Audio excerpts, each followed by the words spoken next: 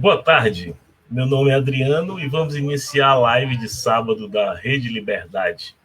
A Rede Liberdade surgiu lá em 2010 com Bem-vindo Sequeira e José de Abril, e é uma rede suprapartidária, claro, com militantes de esquerda.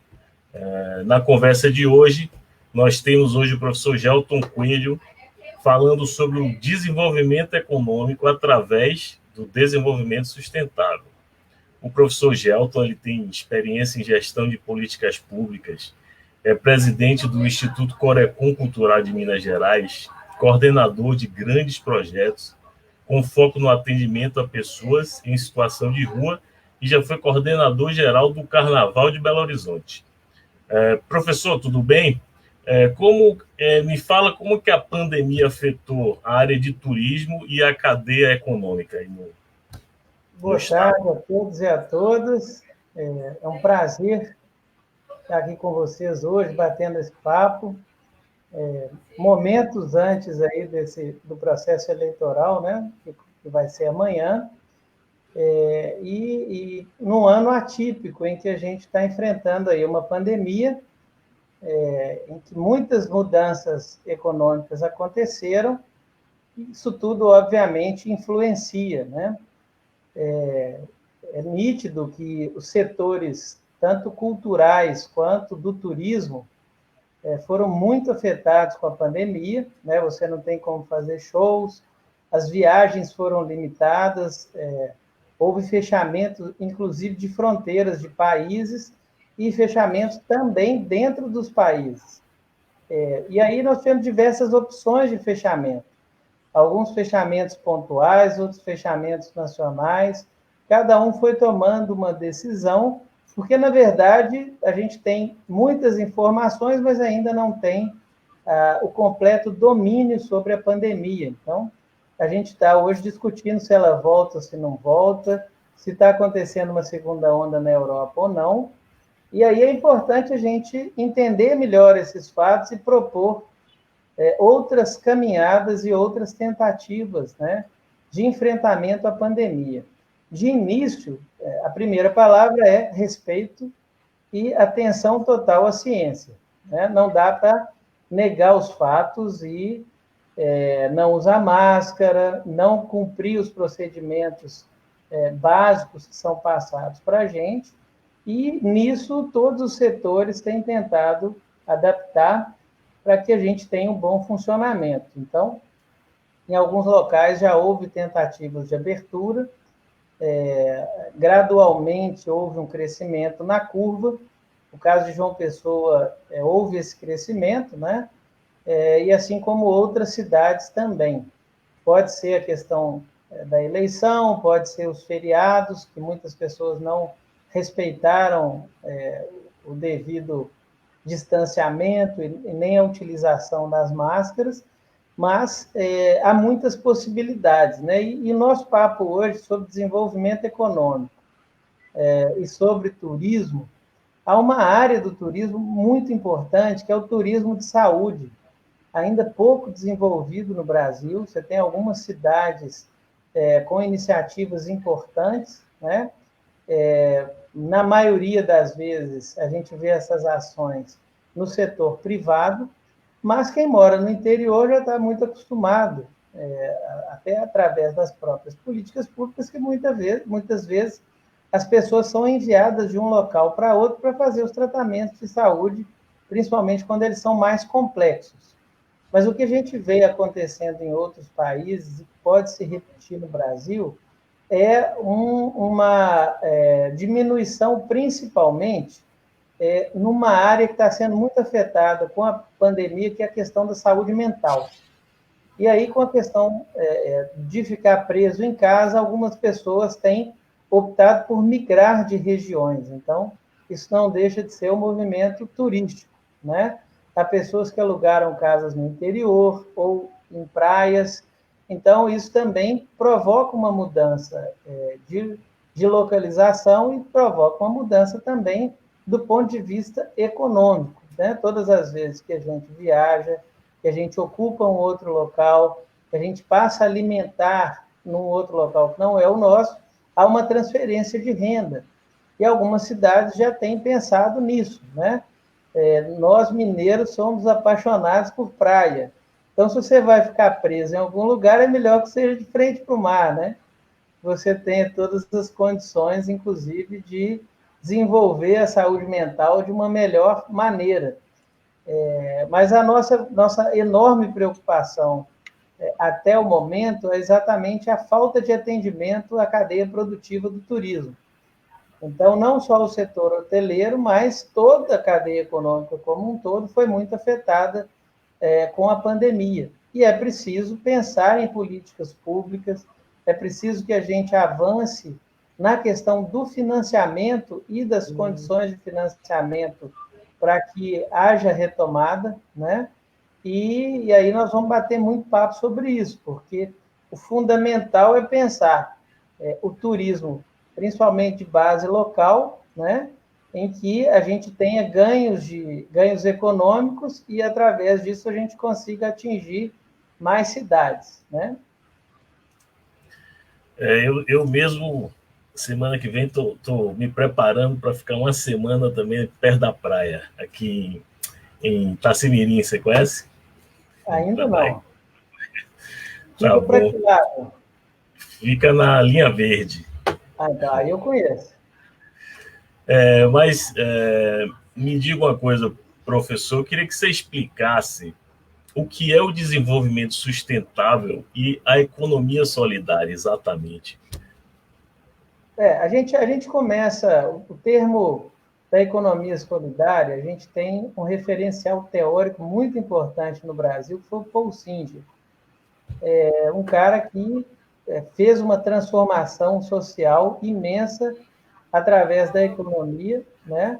E, na verdade, pensando um outro modelo de economia, uma economia mais, usando as palavras de hoje, mais colaborativa, em que você tinha outros arranjos produtivos e você tinha outras maneiras de dividir o lucro e de participação, principalmente. A economia solidária tem diversas áreas, né? Mas ela faz um rompimento com o que a gente está acostumado do modelo de lucro e mercado, para uma economia que ela pensa mais nas pessoas, não só como consumidores, né, mas como os agentes. Isso é uma transformação muito grande da maneira de enxergar a economia. Quando a gente enxerga sobre o ponto do desenvolvimento econômico e sustentabilidade, aí a gente tem um outro casamento muito interessante com a economia solidária, porque quando a gente trabalha as comunidades, a gente trabalha o desenvolvimento local, os transbordamentos de renda, eles acontecem de maneira muito mais eficiente, porque você não tem uma concentração de renda em determinados setores produtivos e você avança muito na distribuição de renda. Então, tanto Singer quanto diversos outros pensadores depois foram trabalhando com o tema da economia solidária. Então, são diversas associações criadas ao longo do país, fazendo transformações sociais importantes, com impactos muito relevantes na economia, né? A gente tem, por exemplo, o pessoal que trabalha com reciclagem. O Brasil é um dos países que mais recicla no mundo. No caso de alumínio, por exemplo, das latinhas, a gente chega a 99%, o que é um número fantástico. Mas a gente precisa avançar em outras áreas também, em outros resíduos, né? A gente tem um problema sério de lixo no Brasil. Houve diversas tentativas de leis, de municipalização, de uma construção de um outro modelo, mas a gente ainda tem a ampla maioria dos municípios que não resolveu o problema do lixo, não resolvemos o problema básico, assim, nós estamos falando de esgotamento sanitário, né? Então, a gente ainda enfrenta problemas que outros países já superaram há muito tempo, né? E quando a gente compara países, é sempre bom a gente ter algumas bases. Então, eu sempre falo que essas comparações Brasil-Finlândia, né, Brasil-Venezuela, não dá para a gente fazer esse tipo de comparação. A gente tem que pensar, principalmente, tamanho, tamanho em termos tamanho do território, a gente pensar na população e não só PIB, mas o tipo de produção. E aí a gente tem um dos maiores problemas da economia brasileira nos últimos anos. Quando eu falo nos últimos anos, eu estou falando de últimas décadas, que é a nossa incapacidade de vencer o problema da desindustrialização. Assim como outros países, o Brasil desindustrializou muito. Isso gera um problema grave na qualidade dos empregos e principalmente no rendimento médio do trabalhador brasileiro. Então, isso obviamente resulta num problema de pobreza e num problema grave de distribuição de renda. Então, o que a gente, quando a gente fala de geração de empregos, não é de qualquer emprego. Não adianta você gerar empregos de baixa qualidade e, principalmente, nos últimos anos. Aí, somando, então, a era Temer para frente, que é o mesmo projeto, né? Temer-Bolsonaro é a mesma ponte para o futuro. Em termos econômicos, essa desregulamentação desenfreada, uma promessa atrás da outra, né? Então, desregulamenta o mercado de trabalho, vai crescer emprego. Não cresceu. Aí cada dia você promete coisa nova e, na verdade, a entrega tem sido de pobreza e de concentração de renda, ou seja, poucos ganham cada vez mais e a grande maioria se encontra na pobreza extrema, como a gente voltou a encarar isso no Brasil novamente, né? A gente tinha evoluído muito, principalmente até 2014, quando a gente conseguiu sair do mapa da extrema pobreza, mas desde então a gente declinou novamente, recuando de maneira inclusive assustadora, né? A gente que tem algum contato ou trabalha principalmente com a população em situação de rua, a gente tem visto uma mudança muito grande do perfil das pessoas. Então, a gente vê a chegada de pessoas que nunca estiveram em situação de rua, mas que não conseguem manter, né? Não têm renda, e elas não conseguem manter o pagamento de aluguéis, de alimentos, então elas acabam indo para a situação de rua. Então, principalmente nas grandes capitais, a gente teve uma explosão muito grande do número de pessoas em situação de rua. E aí a nossa discussão hoje é exatamente um modelo que seja contrário a isso, né? A gente defende outros valores e outras políticas públicas, sejam no âmbito municipal, no âmbito estadual, mas também feitas pelo governo federal, que não vai ser o caso nos próximos 2 anos, né? Essa política de privilégio de alguns setores em detrimento à ampla maioria da população está muito clara, né? A gente tem uma política do dólar, que é uma política muito incorreta, né? A gente tem uma precarização completa da população e a gente tem setores aí que continuam, como o setor financeiro, como o agronegócio, beneficiados em detrimento a outras áreas, inclusive colocando em risco a população, né? Não só pela qualidade dos produtos que eles estão entregando, né? A gente tem o uso cada vez mais intensivo de agrotóxicos, a liberação de diversas substâncias que são produzidas mundialmente, e, óbvio, uma coisa que é, inclusive, contraditória, coisas que são banidas em outros países, para quem a gente exporta, são liberadas no Brasil. Então, a tendência é que a gente tenha problema na pauta de exportações também, porque a gente passou aí 30 anos construindo contratos, construindo uma relação, né? Eu lembro, por exemplo, a produção de carne no Brasil, principalmente para os países árabes, a gente respeitou, inclusive, as questões religiosas, da maneira de abate dos animais, enfim, no sentido de pensar no mercado de exportação. E hoje a gente vê uma desorganização disso, inclusive colocando em risco, né? Eu tive, por exemplo, em Bonito novamente esse ano, fiz um esforço danado para ir no início do ano, porque a minha preocupação é que acabem com Bonito. E quando eu cheguei lá, realmente eu me assustei como que os atrativos turísticos são maravilhosos, são espetaculares, eles estão sendo cada vez mais colocados em risco.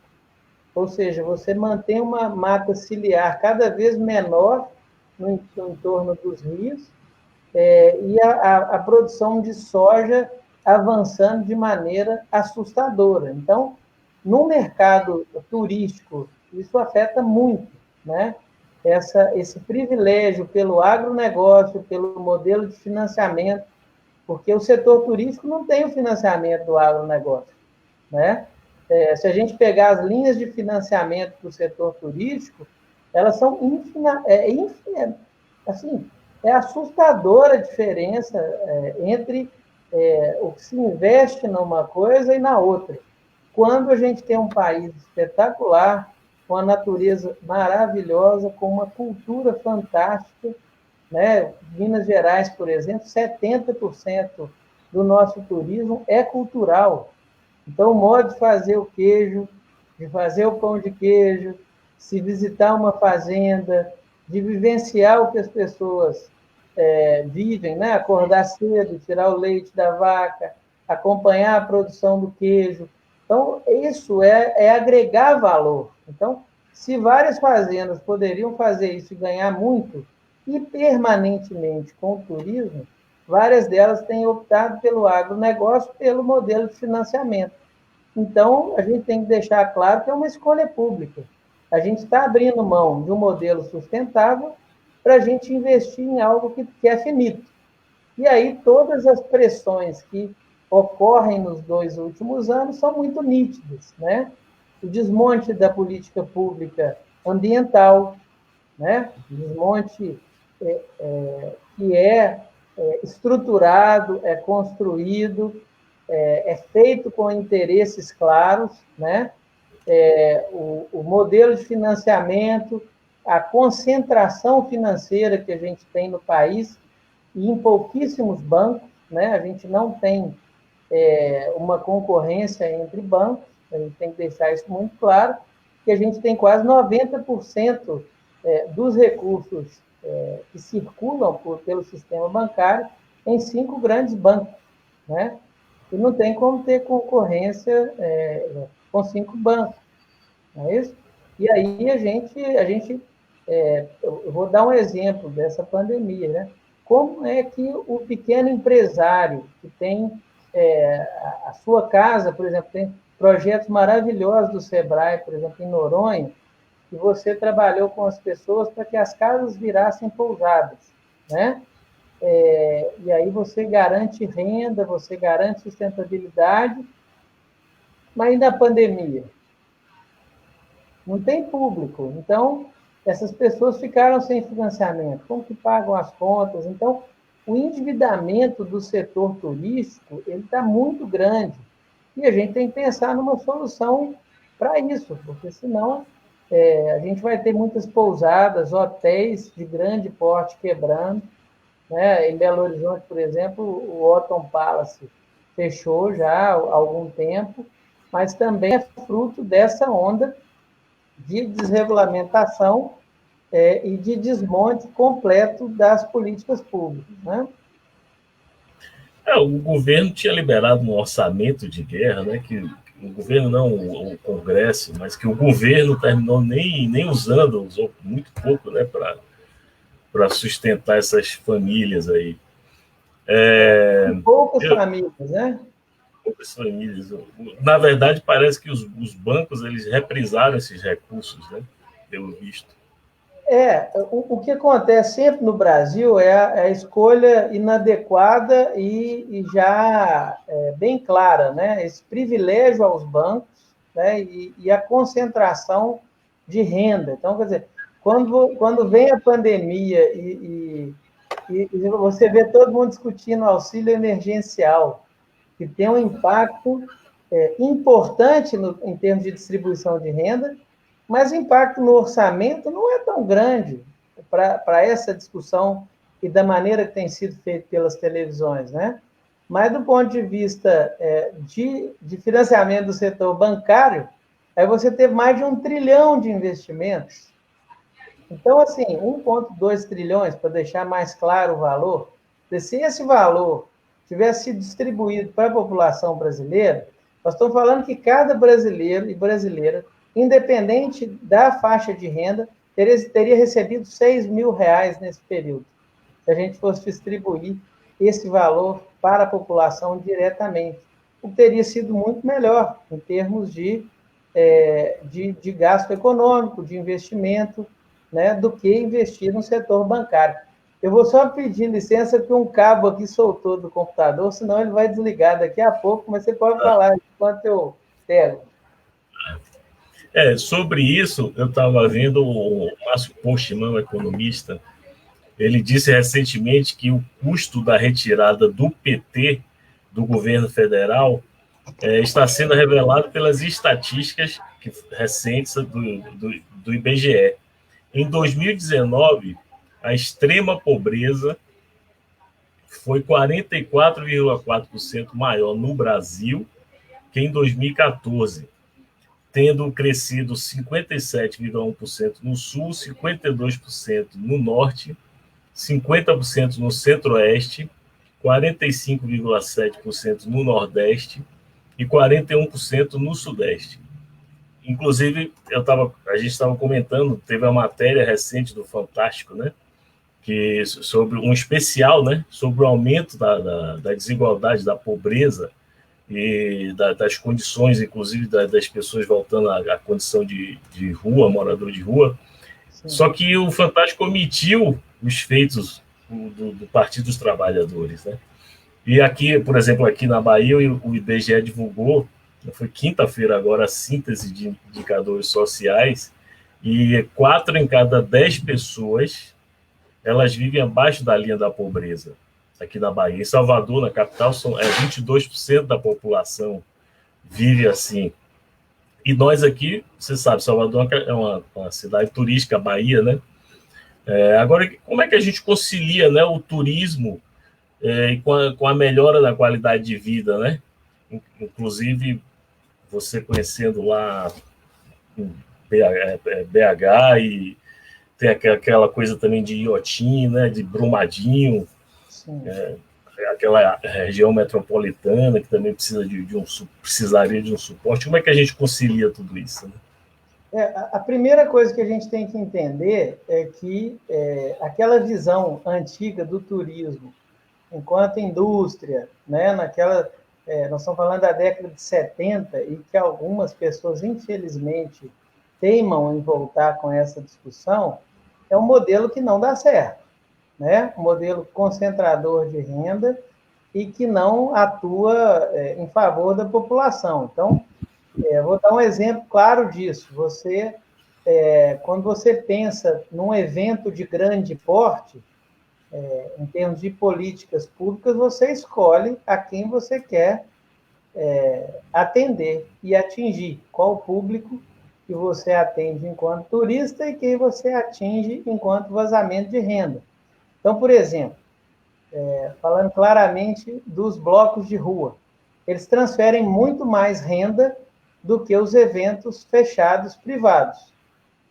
Então, tem que se pensar em modelos em que a gente construa políticas públicas para que a população tenha acesso, e a população tendo acesso, a gente vai ter mais vazamentos de renda. Vou fazer uma comparação.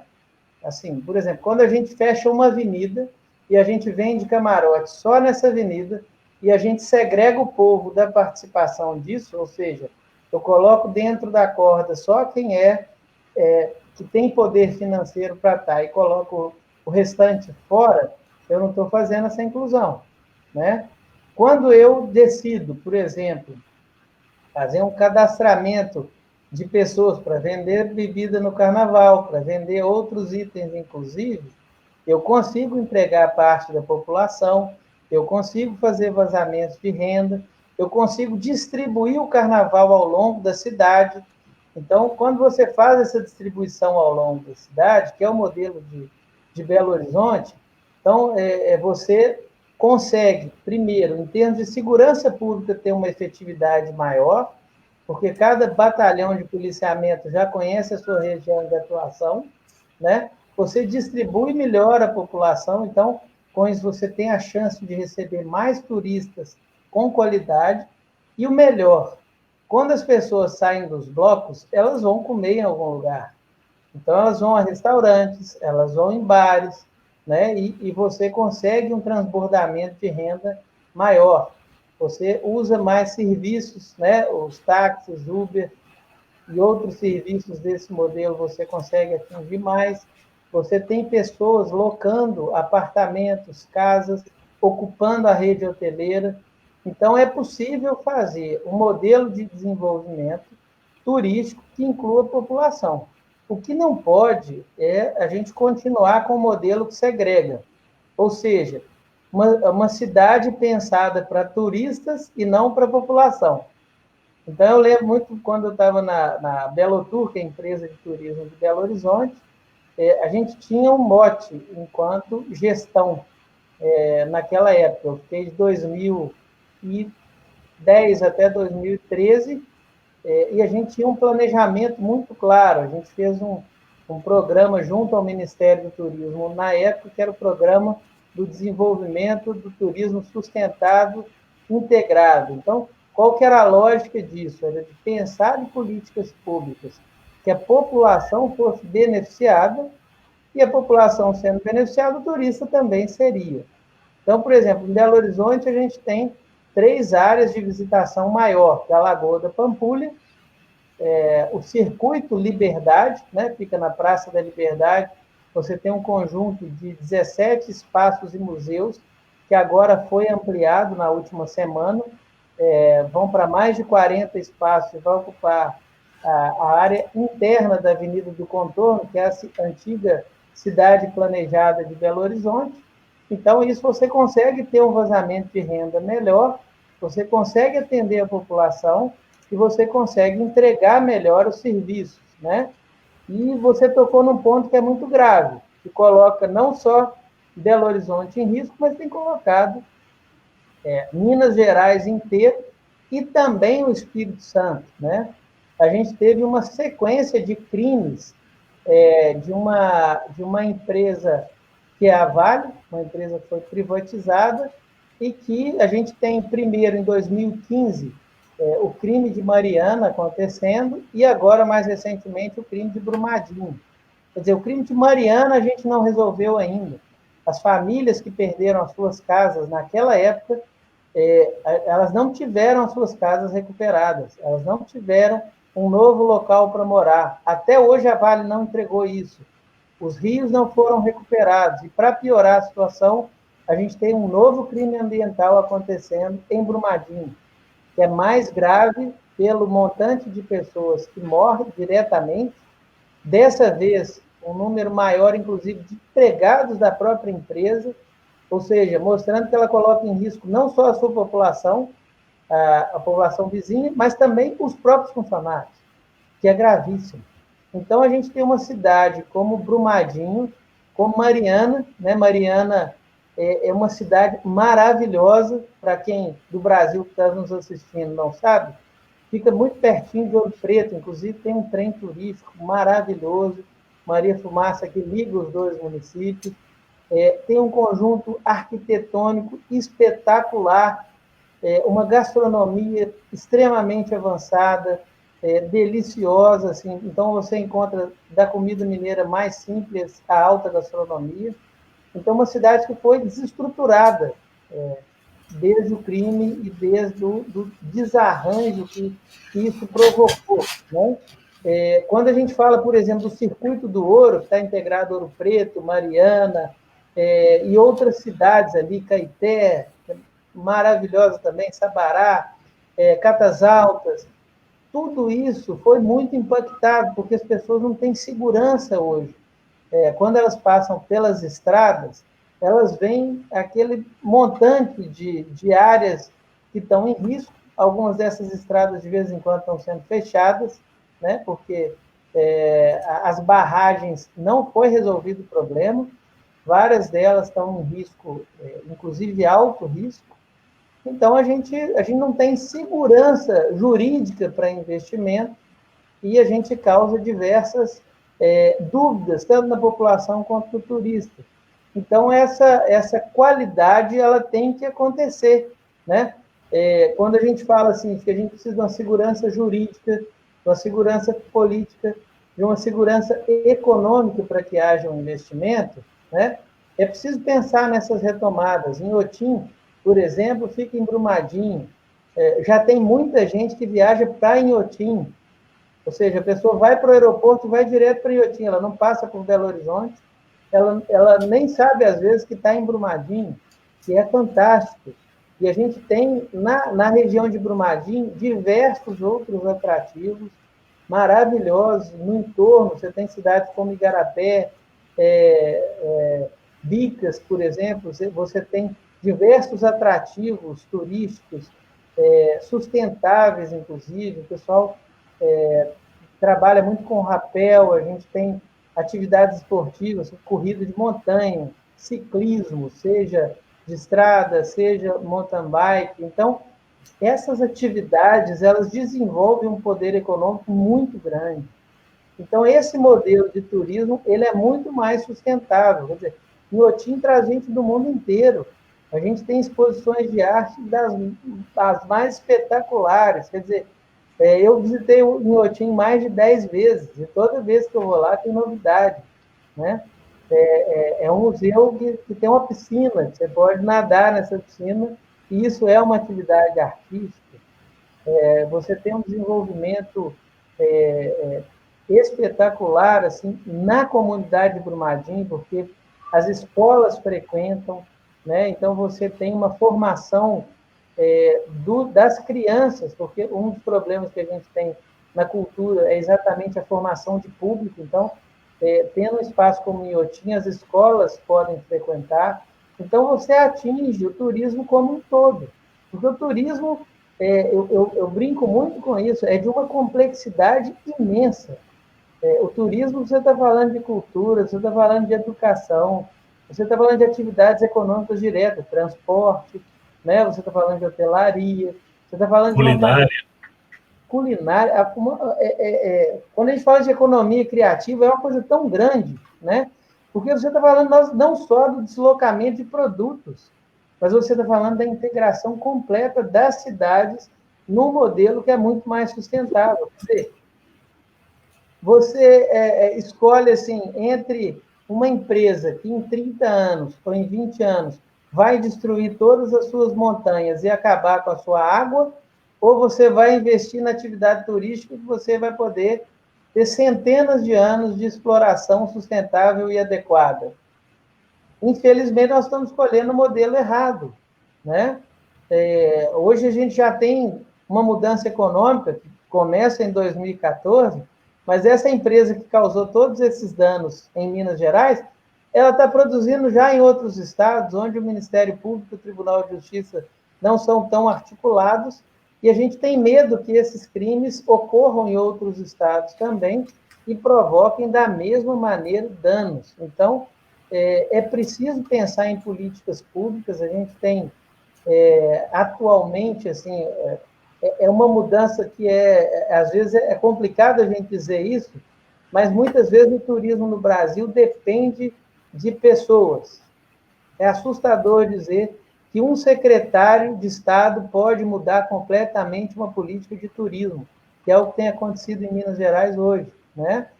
Houve uma mudança de secretaria mais recentemente, aí você tem uma completa mudança das políticas públicas e da forma que elas acontecem, mesmo não sendo um governo progressista.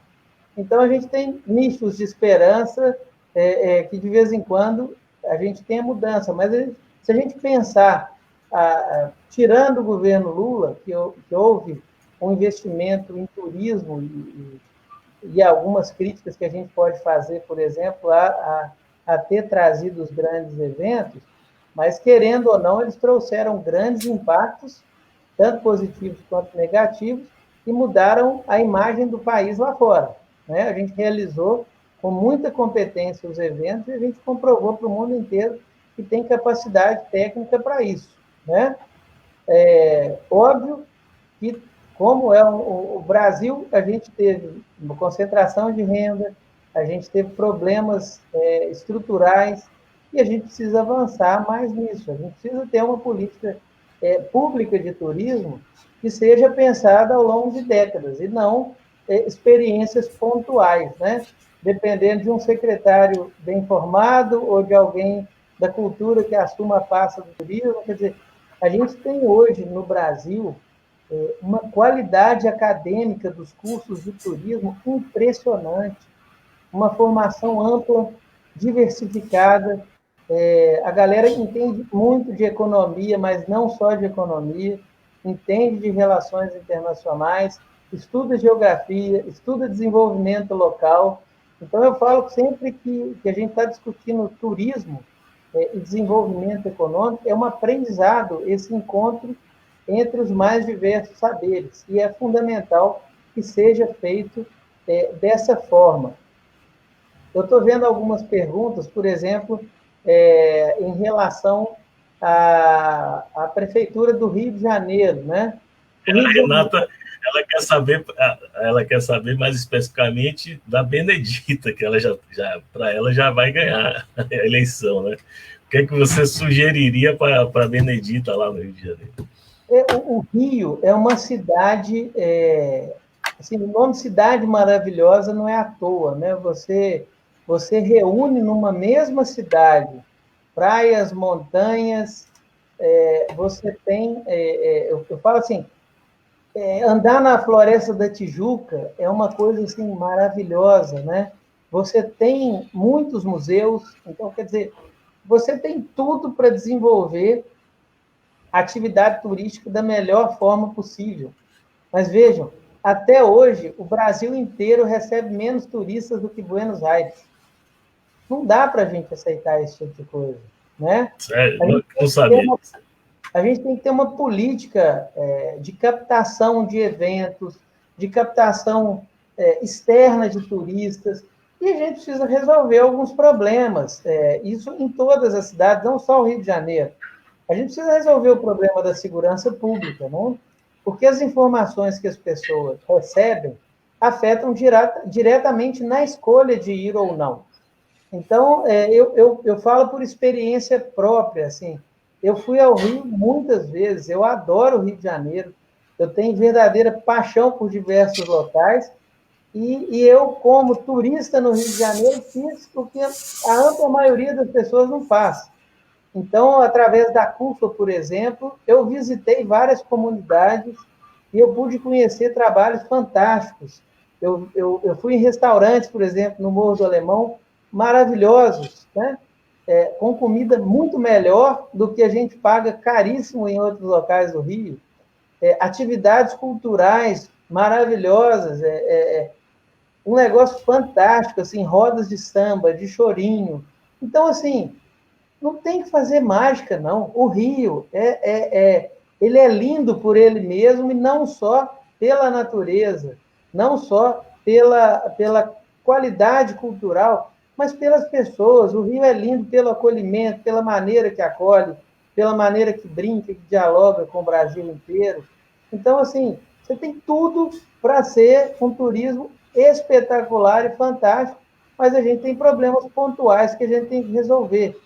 Eu acho que assim, uma visita a Medellín nos ajuda a entender algumas questões e fazer algumas transições necessárias. Então, uma das transições que me chamou muita atenção em Medellín foi exatamente a escolha da elite financeira de Medellín, que decidiu não sair fora do país e fugir do problema.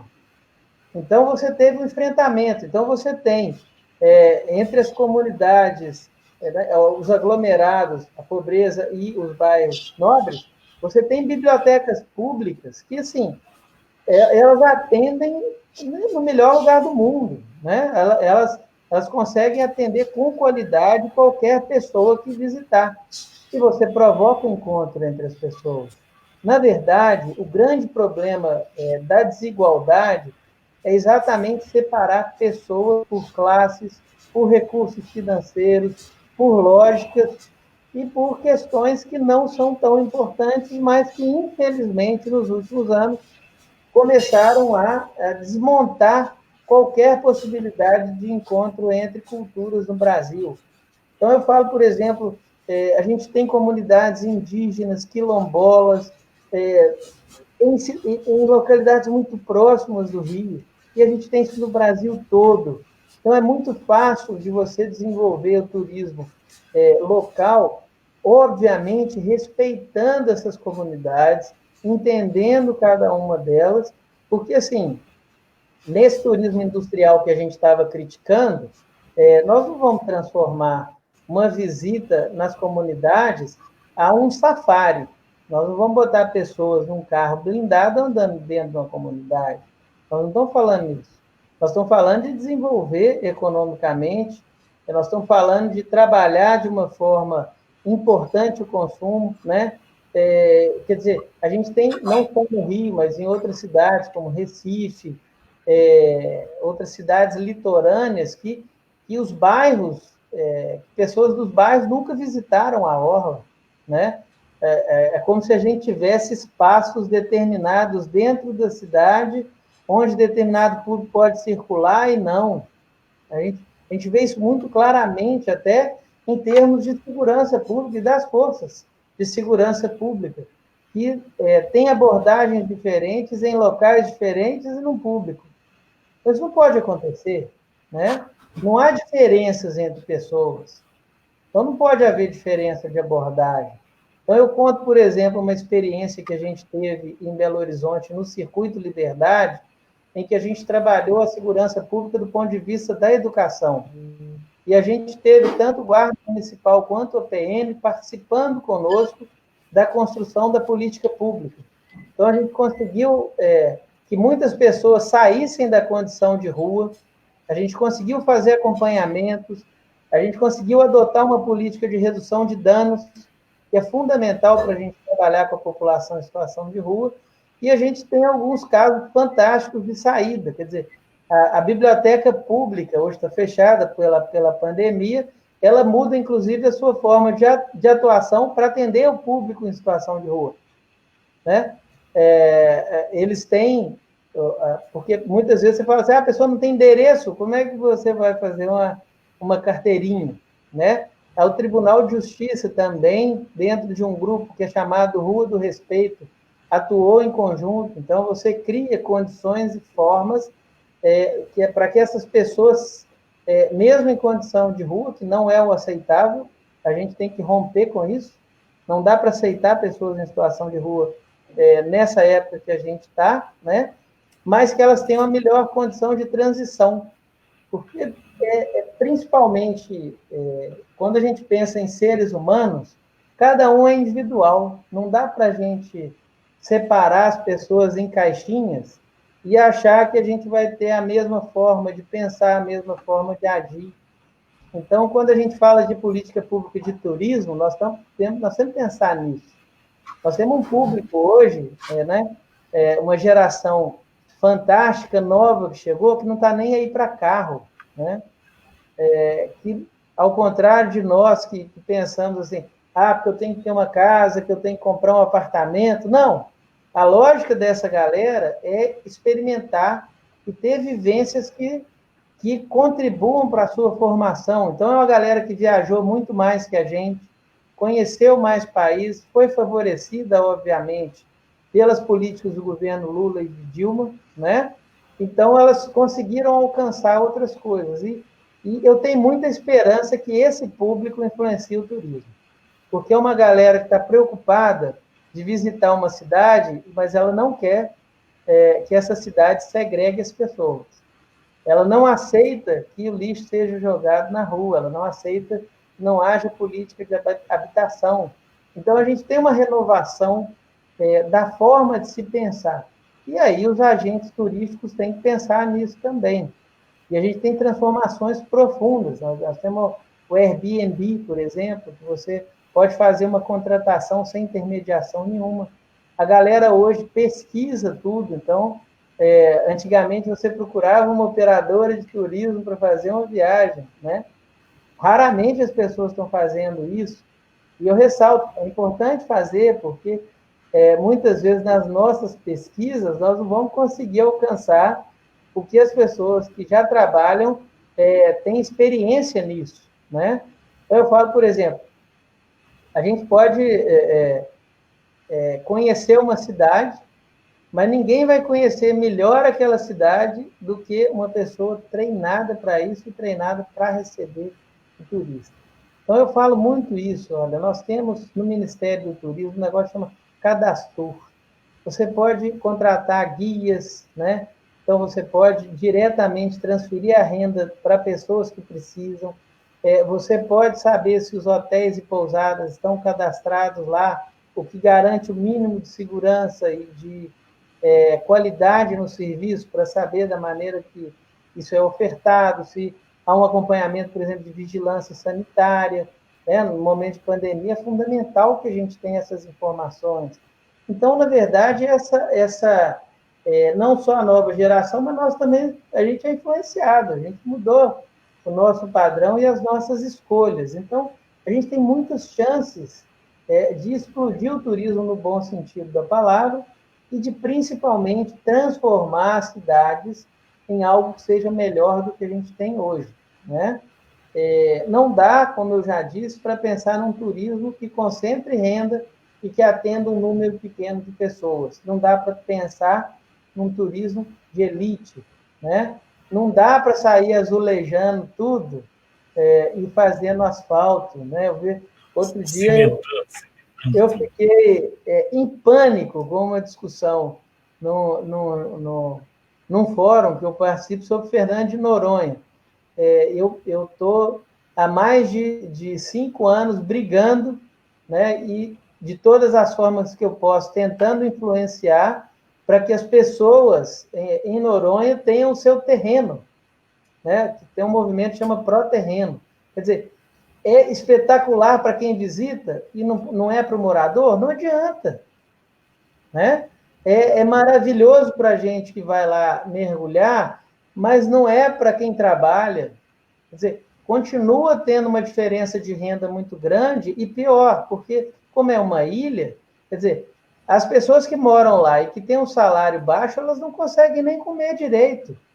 Então a gente tem que pensar nisso, num turismo que seja sustentável, né? Quer dizer, não dá para você liberar, como já foi discutido, a chegada de transatlânticos em Noronha. A gente tem que chamar a pessoa. Você é burro, você é idiota, tem que falar isso, porque assim, se você leva um transatlântico para Noronha, você vai espantar os golfinhos, os tubarões, você vai mudar as situações das coisas. E olha, as pessoas vão em Noronha para mergulhar com os tubarões, para ver golfinhos, para ver as baleias passando. Então, assim, se você começa a liberar determinados tipos de atividade e não tem um modelo correto, isso é muito grave. Então, quando a gente, por exemplo, o Brasil é um dos países que tem o maior número de parques nacionais, cada um mais espetacular do que o outro, né? A gente teve uma luta do ICMBio durante anos para fazer a conservação disso. Eu, por exemplo, sou frequentador assíduo do Parque do Caparaó, que é a divisa de Minas, e do Espírito Santo. Pessoal, os guias carregando, eu ajudei algumas vezes como voluntário, carregando as placas de sinalização nas costas, você indicar quantos quilômetros faltam na trilha. Então, quer dizer, a gente tem que discutir o turismo com mais responsabilidade. E a gente precisa fazer tanto investimento público quanto investimento privado. Óbvio, o que o setor privado tem que fazer, né, de qualificação e tal, pode ter alguma ajuda e deve ter uma ajuda do setor público? Sim. E cobrando contrapartida, porque você tem que ter melhora da renda, qualidade, você tem que ter uma melhora das pessoas que vivem nesses locais, né? Não dá para você criar núcleos de riqueza, de transbordamento de renda, onde as pessoas do próprio município não vão ser beneficiadas. Esse não é o turismo que nós estamos discutindo aqui, né? Pô, falei muito, vou deixar vocês fazerem mais perguntas aí. Até porque o material está todo lá. De um lado, como você falou, tem um lixo que precisa ser eliminado, do outro lado tem um desempregado que poderia estar ali catando a latinha, negociando. Tá tudo, o material está todo lá, só precisa ser administrado, ser usado. Não é isso? E no seu... Eu acho muito importante, por exemplo, a gente fez uma experiência muito legal em BH, foi a constituição de uma rede de turismo de negócios. E você diversifica mais, você dá mais clareza. Então, por exemplo, vai ter um evento na cidade, você tem todas as pessoas cadastradas ali, todas recebem, e você já tem uma concorrência. Então, isso já é interessante, né? Você pode trabalhar com as cadeias produtivas, ou seja, se todo bar e restaurante ele tiver o cuidado de reciclar, né? De guardar as latinhas, as embalagens que ele recebe. Por exemplo, tem um restaurante que é o Abrat, em Belo Horizonte, fez uma parceria com a gente no circuito, através só do atendimento normal deles, sem fazer nada diferente, eles tiraram 2 pessoas da situação de rua, só entendendo que eles não iam jogar no lixo as coisas que podem ser aproveitadas. Eles treinaram os funcionários, eles acolheram as pessoas que estavam em situação de rua, elas não estão mais. Elas não são empregados diretos do restaurante, mas elas são beneficiadas com isso. Então, quer dizer, se a gente tivesse todos os restaurantes das nossas cidades pensando da mesma forma, a gente poderia ter uma caminhada importante para a solução das pessoas em situação de rua, né? Quanto que a gente desperdiça jogando no lixo materiais que poderiam ser usados para reciclagem e para reaproveitamento, né? Não só da forma que a gente pensa, mas também da forma artística, né? Quantos malabares a gente tem em situação de rua? Pessoas de circo foram para a situação de rua, malabares que estão em situação de rua há muitos anos. Quer dizer, não pode ser pensado política cultural e turística para essas pessoas, que às vezes conhecem a cidade melhor do que nós, que às vezes frequentam os museus melhor do que nós. E aí eu volto para o exemplo de Belo Horizonte, do Circuito Liberdade, em que os museus se propuseram a abrir para atender esses públicos. Então, você tem a frequência, eles utilizam os banheiros. Então, a gente teve, inclusive, alguns museus contratando pessoas que estavam em situação de rua. Então, fazer esses estudos, determinar os perfis, porque eu sempre falo, não adianta você oferecer cursos e mais cursos de formação se essas pessoas não querem trabalhar nisso. A gente tem que perguntar para as pessoas o que elas gostam de fazer, o que elas sabem fazer, o que elas têm aptidão e afinidade para fazer. E às vezes elas já estão lá no dia a dia, né? Já indicam um turista por onde ir, já conhece, né? Já tem aquela facilidade. É isso. E devem ser encarados de outra forma, né? E não como problema. Aí você vê no Rio, terminou que você foi em lugares em que o Estado muitas vezes não chega, né? E você fez um turismo privilegiado, no caso do Rio. Que você conheceu lugares que o turista comum não conhece, lugares muito mais aprazíveis de conhecer. Vistas e com comidas, assim, que com certeza eu não comi em outros locais do Brasil. Isso assim, muito claramente dizendo, né? Você tem o desenvolvimento das comunidades, porque essas comunidades também consomem, essas comunidades produzem cultura, essas comunidades têm muitas coisas que a gente não tem acesso, infelizmente a gente não tem acesso, porque tem uma produção maravilhosa, né? A gente vê, assim, o funk e outros tipos de músicas tomando o Brasil inteiro, muitas vezes produzidas nas comunidades. Quer dizer, quantas outras coisas que a gente não tem acesso, que podem ter relevância na atuação, seja cultural, seja do ponto de vista turístico, né? Aqui em Salvador, eles quase acabaram com o carnaval, porque só queriam construir camarote. Chegaram a fechar praia aqui, praça e praia, para botar camarote em cima. O pessoal se revoltou, mas aí agora o governo tenta dar uma melhorada aí. Continuando aqui, uma última pergunta, professor. Citando novamente o Márcio Postman, a Globo diz que o agro é pop, eu tinha comentado contigo, né? Agora, mas deixou de ser popular com escassez no mercado interno e a subida de preços dos alimentos em 9,2%. Só o óleo de soja aumentou 31%, sendo o Brasil o maior produtor mundial. Aí eu pergunto, citando o Márcio Postman, o neoliberalismo bolsonarista destruiu a política de segurança alimentar? Pô, então, primeiro, um abraço ao Postman, que é um cara fantástico, um abraço para todo mundo da Unicamp. Tem pessoas maravilhosas que produzem relatórios muito importantes para a economia brasileira, né? E que promovem diálogos relevantes em termos de desenvolvimento econômico brasileiro.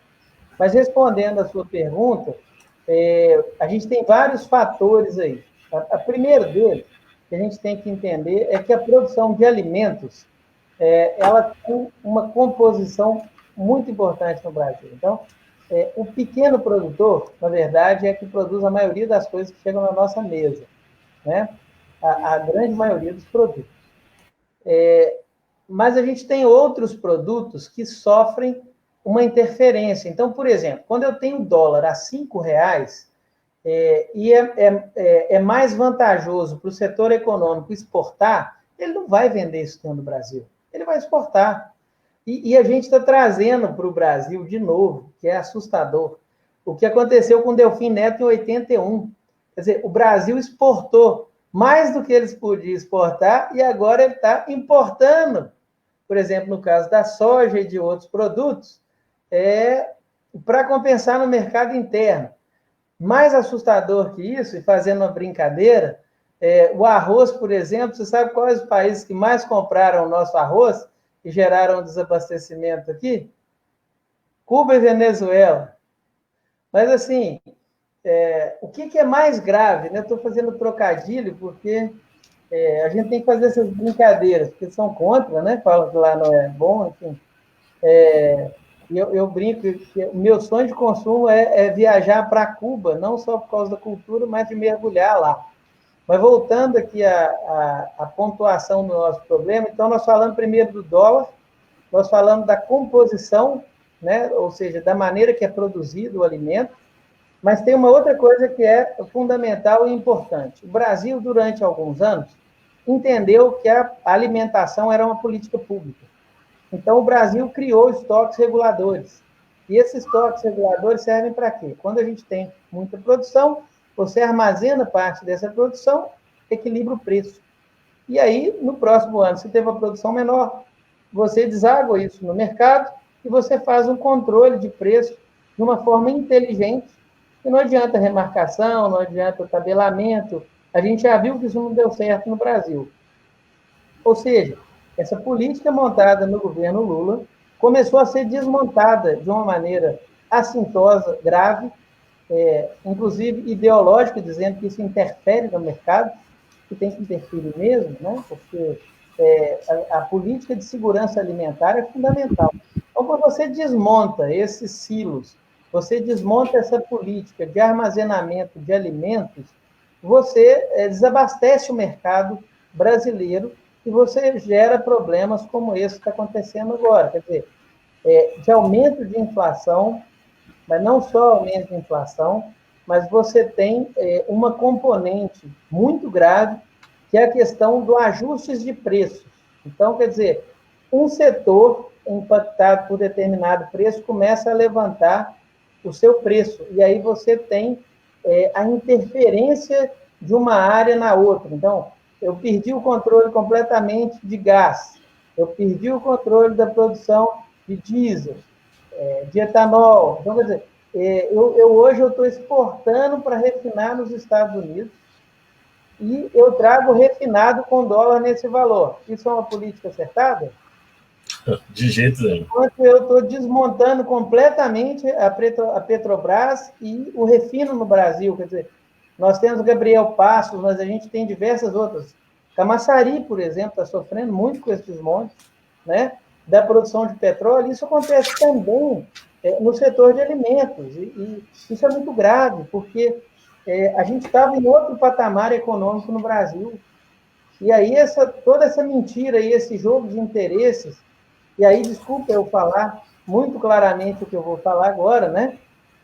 A atividade política de certos setores do Ministério Público e da Justiça, atuando para desestabilizar governos. E a gente continua com esse mesmo processo, com essa mesma perseguição, como é o caso aqui da Paraíba, onde a gente tem uma atuação completamente desigual e pontual para desestabilizar candidaturas e provocar na população reações em relação a certos grupos de candidatos. Então, quando a gente fala aí dessa política de preços, né, a gente tem um dos maiores farsantes da história econômica brasileira como ministro da Economia. O posto Ipiranga não entrega nada do que promete. A verdade é essa. Ele disse claramente que se o dólar passasse de R$5, poderia admitir a incompetência da gestão dele. Já passou faz muito tempo. Ele já disse que entregaria determinadas coisas que não entregou. Qual a nova desculpa do Paulo Guedes? Né? Quer dizer, esse papo dele, como foi feito no Fernando Henrique, para tapar a incompetência de gestão dele, vender empresas, né? Isso, mais uma vez, coloca o Brasil em risco, porque a incompetência do Paulo Guedes tem gerado constantes déficits econômicos brasileiros, tem causado empobrecimento e, mais do que isso, um desemprego de grande parte da população. E aí, pontuando no desemprego, é muito grave porque a gente tem, assim, não só o desemprego, mas pela metodologia, tem muita gente que já desistiu de procurar emprego, mas ela está desempregada também. Mas a pesquisa vai pegar esses que estão lutando ainda. E os demais? Né? Então, a gente tem que ter, por exemplo, o turismo, ele sobrevive de uma coisa fundamental. Ele talvez seja o setor em que a gente tem a maior atuação das MEIs e de pequenos empresários, de pequenas pousadas e de vazamentos de renda importantes para a sustentabilidade da cidade. A gente precisa investir nisso, a gente precisa ter uma política pública acertada para isso. Vamos torcer. Aqui a Renata diz que Minas Gerais é muito rica, que tem cidades lindinhas e são ótimas para turistar. Nossa, são espetaculares. Eu, como bom mineiro, eu convido as pessoas, porque a gente tem muitos atrativos que são, além de naturais, além de culturais, uma diversidade maravilhosa, assim como todo o Brasil, né?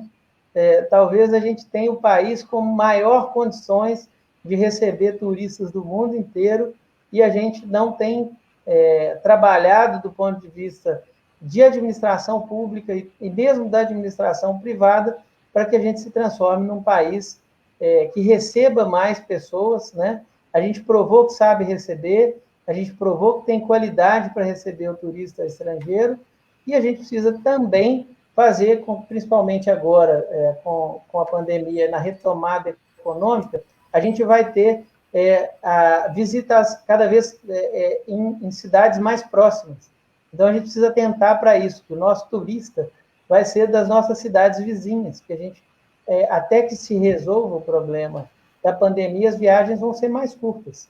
Então, a gente tem que se atentar para isso, para reprogramar o nosso atendimento e poder direcionar melhor os esforços para que a gente tenha o setor econômico ativado e a galera do turismo trabalhando. Novamente, eu quero fazer um corte, eu quero deixar claro isso. A gente tem cursos de formação do turismo espetaculares no Brasil. Gente que se forma aqui, que vai para qualquer lugar do mundo e se dá bem pela qualidade dos nossos cursos. Mas a gente precisa escutar essas pessoas. Nós precisamos sentar com elas e ouvir. O que vocês têm a dizer sobre o turismo? Quais as formas? Não dá para pessoas de outros setores ocuparem espaços que são dos turismólogos. Então, eu defendo muito isso, que a gente construa políticas públicas escutando quem entende do assunto. Muito bem. Bom, chegamos aqui ao nosso limite de tempo, professor, e se quiser deixar suas considerações finais, nós agradecemos muito aqui em nome da Rede Liberdade e até uma próxima. Eu queria... nós estamos falando sobre desenvolvimento econômico e turismo. Eu acho que grande parte da nossa rede aqui já decidiu os votos, mas é preciso cobrar dessas pessoas que pensem nisso, né? Quais são as pautas de turismo, de cultura, quais são as pautas de desenvolvimento local, quais são as pautas, por exemplo, da utilização de outros meios de transporte, como a bicicleta. Então, vamos atentar para isso e vamos eleger pessoas que possam ocupar as câmaras e fazer políticas públicas melhores. Vamos votar em candidatos e candidatas a prefeito que tenham essa visão de uma integração das áreas e não só de atender a poucos grupos financeiros, né? Muito obrigado pelo convite. Estamos à disposição, podem contar conosco sempre. Muito obrigado. Boa tarde. Boa tarde.